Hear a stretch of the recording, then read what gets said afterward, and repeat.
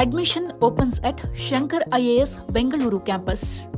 Match के बाद इतना डिस्कस करने जैसी नहीं थी, वो होता ही रहता है T20 फॉर्मेट में। तो मेरे ख्याल से ऑल इन ऑल सबने कंट्रीब्यूट किया, सबने बैटिंग में बॉलिंग में कैचेस अच्छे पकड़े, तो मेरे ख्याल से सब ठीक था। बस वही कि थोड़ा थोड़ा वो चेंजेस होता रहता है, तो इतना कुछ ज़्यादा सोचने की ज़रूरत नहीं है उस चीज़ों में। जट्टू भाई, आप ऐसे कुछ मैच में देखा कि बॉलर्स ने बड़ा अच्छा कमाल दिखाया और मतलब कि सारे विकेट गए जो थे सारे पेसर्स हो गए थे, तो क्या मतलब कि पेसर्स ने बहुत अच्छी बॉलिंग की या स्पिनर्स का उस दिन सही से पड़ा नहीं, ऐसा नहीं था।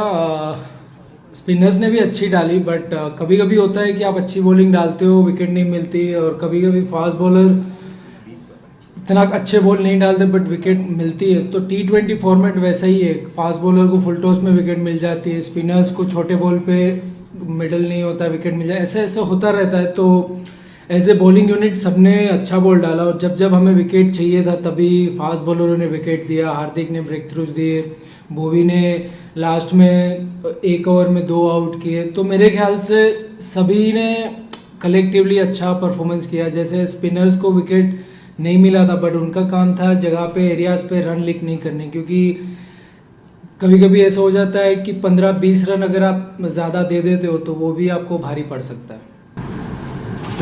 एक ऑलराउंडर बतौर एक ऑलराउंडर थोड़ा प्रेशर बढ़ जाता है ऐसे टूर्नामेंट में, और आगे जब वर्ल्ड कप है क्योंकि बॉलिंग से भी करना है और जब ऐसे कोई क्रूशियल मोमेंट आते हैं तो बैटिंग से भी करना है, तो बतौर एक ऑलराउंडर आप हार्दिक के प्रेशर थोड़ा बढ़ जाता है इंडिविजुअल? प्रेशर तो हमेशा रहता ही है, आप इंडिया के लिए खेलो तो प्रेशर तो रहना ही है जब तक आप खेलोगे तब तक। बट हाँ, एक रिस्पॉन्सिबिलिटी लेके खेलना होता है बैटिंग बॉलिंग, क्योंकि कभी कभी बैटिंग ऐसी सिचुएशन में आती है जहाँ टीम फंसी होती है, वहाँ से आपको मैच जिताना होता है। कभी बॉलिंग भी वैसी सिचुएशन में आती है, तो मेरे ख्याल से वो भी एक अच्छा लगता है कि अंडर प्रेशर आप ज़्यादा परफॉर्मेंस अच्छा करते हो और आपको एक सेटिस्फेक्शन मिलता है कि एज ए प्लेयर आप कॉन्फिडेंट मिलता है कि आपने अंडर प्रेशर में परफॉर्म किया है, तो आने वाले मैचों में आप और ज़्यादा अच्छा करते हो। जट्टू भाई, ये जानना चाह रहा था आपसे, अगर ऋषभ पंत बैटिंग ऑर्डर में नहीं होते हैं तो क्या आपको इसी तरीके से प्रमोशन मिलेगा बैटिंग ऑर्डर में, या उस दिन क्योंकि नवाज अच्छी गेंदबाजी कर रहा था राइट हैंडर्स के अगेंस्ट, उसका अच्छा रिकॉर्ड भी रहा है इंडियन, तो आप इस पर क्या कहेंगे? हाँ बिल्कुल, क्योंकि कभी कभी ऐसे होता है कि left arm spinner leg spinner bowling डालते हैं तो लेफ्टी को भेजना ज़्यादा इजी हो जाता है और वो चांस ले सकता है। तो टॉप 7 में मैं ही था लास्ट गेम में, तो मुझे कहीं ना कहीं पता था कि ऐसी सिचुएशन आएगी, क्योंकि उनकी प्लेइंग 11 देख के पता चला कि उनका लेफ्ट आर्म स्पिनर और लेग स्पिनर है, तो मुझे कभी ना कभी जाना होगा। तो मैं उस हिसाब से मेंटली अपने आप को प्रिपेयर कर रहा था, और लकीली वही टाइम पे मैं गया और टीम के लिए मैंने जो भी रन्स किए वो बहुत ही क्रूशियल थे। आगे के मैचेस में भी क्या ही कैरी फॉरवर्ड हो?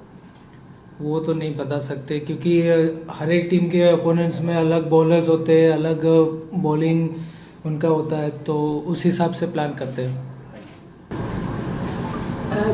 The new rule of having 5 fielders in the circle in the death overs, if there's a slow over rate, what did you think about it? Did it make any difference? Yeah, I think we need to move between the overs quickly, because otherwise we have to bowl with 5 fielders inside. So sometime it might cost the game. So we need to work on the moving, like between the overs we need to move quickly. Jattu भाई, आपके batting के बारे में, मतलब अभी आप top order में batting कर रहे हो, in test matches you are primarily a spinner, then you are a batsman. In white ball cricket ये क्या रिवर्स होता है, और how do you go in when you know that top 3 थोड़ा सा रस्टी है, वो लोग ज़्यादा नहीं खेले हुए, विराट के भी रन नहीं आ रहे, तो आपके ऊपर how do you see as a top order batsman? कुछ नहीं, मैं मतलब ज़्यादा इतना ये सब प्लान नहीं करता हूँ जितना आप इतना डिटेल में बता रहे हैं, बट मैं बस जब भी जाता हूँ तो अपना अच्छा करने को देखता हूँ, सिचुएशन से खेलता हूँ। और T20 में कभी कभार ऐसा होता है कि आपको सोचना नहीं है, जो भी सिचुएशन बनी हुई है जाके सीधा ही खेलना है। तो बस ज़्यादा इतना मैं सोचता नहीं हूँ कि टेस्ट में बॉलिंग डालता हूँ और फिर बाद में बैटिंग करता हूँ, और इधर वाइट में बैटिंग करता हूँ फिर बॉलिंग करता हूँ, इतना ऐसा कुछ नहीं है मेरे मन में। मैं सोचता हूँ कि बैटिंग में मुझे रन्स करने और जब भी टीम को ज़रूरत है तो विकेट में ब्रेक थ्रूज देने बस।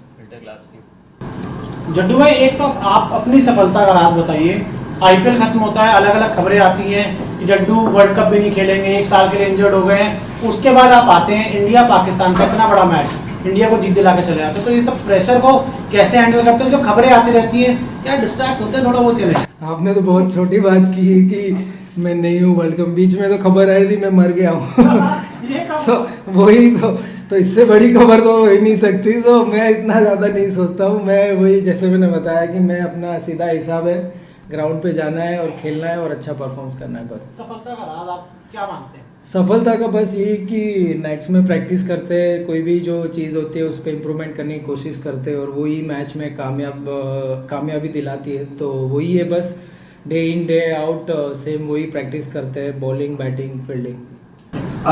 Ravindra Vimal Kumar this side. एक सवाल ये, आप अगर बॉलर हैं इंडिया के, जब आप बॉलिंग करते हैं इंडियन बैटिंग लाइनअप को जिसमें Ravindra Jadeja, Hardik Pandya, Dinesh Karthik as a finisher, उस समय रविंद्र जडेजा बॉलर की स्ट्रेटेजी क्या होगी? क्या उनको डर लगेगा ये बैटिंग लाइनअप देखकर? बिल्कुल ही, क्योंकि कोई भी टीम के पास इतने ऑप्शंस होते हैं तो वो खुल के ही खेलेंगे, तो ऑब्वियसली प्रेशर तो रहेगा ही। और जैसे हमारा बैटिंग लाइनअप है, हमारे पास सभी ऐसे बैट्समैन हैं जो सभी गेम खेल सकते हैं। तो मेरे ख्याल से अगर ऐसा कोई भी टीम के पास बैटिंग लाइनअप है तो ज़रूर वो प्रेशर तो रहता ही है। तो जड्डू बॉलर क्या करेंगे वो नहीं बताया? जड्डू बॉलर तो एक साथ में कैसे खेल डाल सकता है नहीं, बिल्कुल ही। अगर सामने वाली टीम में ऐसा अगर कोई है तो वो T20 स्पेशली कहाँ कौन से एरियाज पे बैट्समैन खेलता है, कौन सा उसका स्ट्रॉन्ग जोन है और कौन से एंड से डाल रहा हूँ, चाहे आउटफील्ड बड़ा है, तो वो सब चीज़ दिमाग में रख के बॉल डालने की कोशिश करूँगा। Jyoti, how do you look at tomorrow's game against Hong Kong, and how can they challenge you, or would you be challenging yourselves?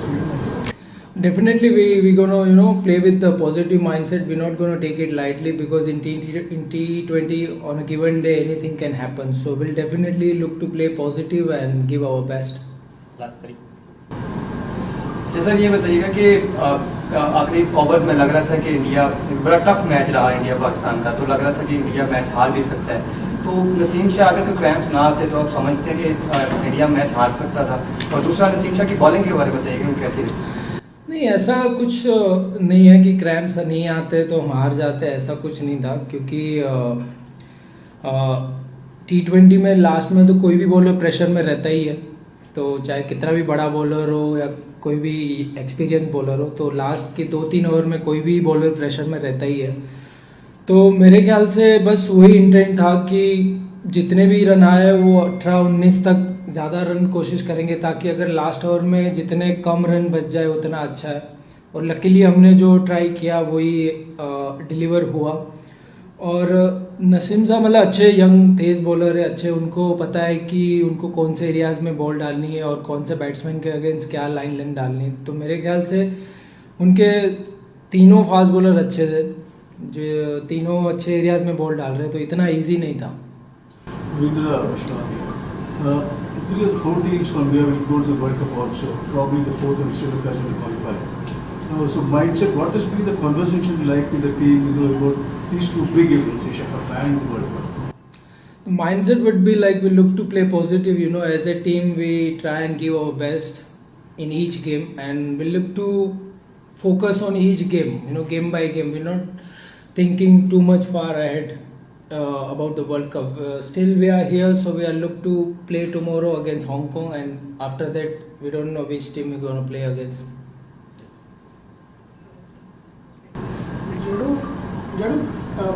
आप ऐसे एरिया से आते हो जहाँ धूप होती है, इतनी तो नहीं होती लेकिन धूप होती है, उसका थोड़ा सा फर्क पड़ता है आपको? क्योंकि जो पाकिस्तान का मैच देखा, बहुत प्लेयरों को उनकी बहुत तकलीफ हुई, तो उसके ऊपर ध्यान देके वो भी संभालना बहुत ज़रूरी है।